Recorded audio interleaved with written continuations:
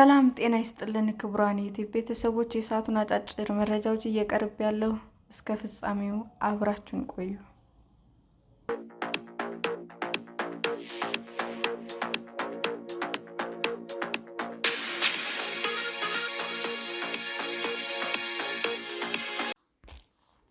ሩዋንዳ የተሰረዘውን የስደተኞች ስምምነት በተመለከተ ዩናይትድ ኪንግደም ላይ ክስ መሰረተች። ዩናይትድ ኪንግደም ውስጥ የሚገኙ ጥገኝነት ጠያቂዎች ተቀብላ ለማስተናገድ ከሀገሪቱ መንግስት ጋር የገባችው ስምምነት የተዞረባት ሩዋንዳ በሙሉ በመሰረት ሊከፈለኝ ይገባ ነበር ያለችው ገንዘብ እንዲፈጸምላት በፍርድ ቤት አቤቱታ አቀረበች። የሩዋንዳ መንግስት ክሱን የመሰረተው ኔዘርላንድ ውስጥ በሚገኘው ቋሚ የግል ፍርድ ቤት ነው።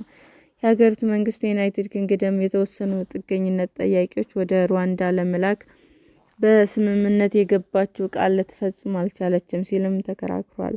ከዚህ ቀደም የነበረው ወግ አጥባቂ መንግስት በተፈራረመው ስምምነት ላይ ዩናይትድ ኪንግደም ሩዋንዳ ለምትቀበላቸው ጥገኝነት ጠያቂዎች ማስተናገጃ እንዲሆን የሀገሪቱ ኢኮኖሚ ለመደገፍ የሚውል ገንዘብ ለመክፈል ተስማምታለች። ይሁን እንጂ የአሁኑ ጠቅላይ ሚኒስትር ኬር ስታርመር ወደ ስልጣን በመጡበት የአውሮፓውያን 2024 ስምምነቱ አቋርጠውታል።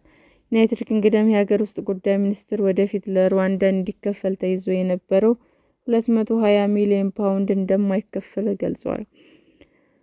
የመስሪያ ቤቱ ቃል አቀባይ የቀድሞ መንግስት ሊከተል የነበረው የሩዋንዳ ፖሊሲ ከፍተኛ የሆነ የግብር ከፋዮች ጊዜና ገንዘብ እንዲባክን አድርጓል ብለዋል። ብሪታንያውያን ግብር ከፋዮችም ለመጠበቅ የያዘውን አቋም በጽኑ እንከላከላለን ሲሉም አክለዋል። የሩዋንዳ መንግስት በጉዳዩ ላይ አስተያየት እንዲሰጥ ከቢቢሲ ለቀረበለት ጥያቄ ምላሽ አልሰጠም።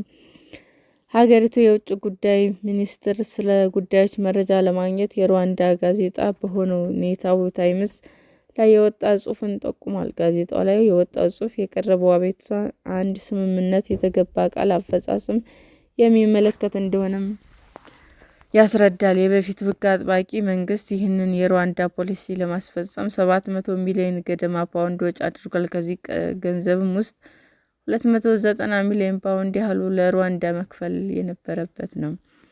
የሀገሪቱ ስምምነት በአነስተኛ ጀልባ ወደ ኢንግላንድ ለመግባት የሚሞክሩ ስደተኞች ለማገድ ያለመ ነበር። ስምምነቱ ተግባራዊ መሆኑ ከጀመረ በኋላ ወደ ሩዋንዳ የተመለሱት 4 ፈቃደኛ ሰዎችን ብቻ ናቸው።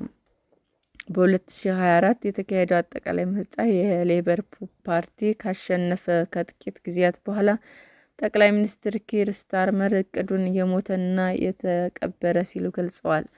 የሩዋንዳና ዩናይትድ ኪንግደም ስምምነት ውሉን ማቋረጥ የሚያስችል አንቀጽ የያዘ ነው። አንቀጹን እያንዳንዱ ወገን ለሌላኛው ወገን በጽሑፍ ማስጠንቀቂያ በመስጠት ስምምነቱ ሊያቋርጥ ይችላል ይላል። የሀገር ውስጥ ጉዳይ ሚኒስቴር በአውሮፓውያኑ ታህሳስ 2024 እንደገለጸው በስምምነቱ መሰረት ተጨማሪ 100 ሚሊዮን ፓውንድ ክፍያ እንዲፈጸም ይጠበቃል። ክፍያው በ2025 እስከ 2026 እና በ2026 እስከ 2027 የበጀት ዓመት 50 ሚሊዮን ፓውንድ በማስተላለፍ የሚፈጸም ነበር።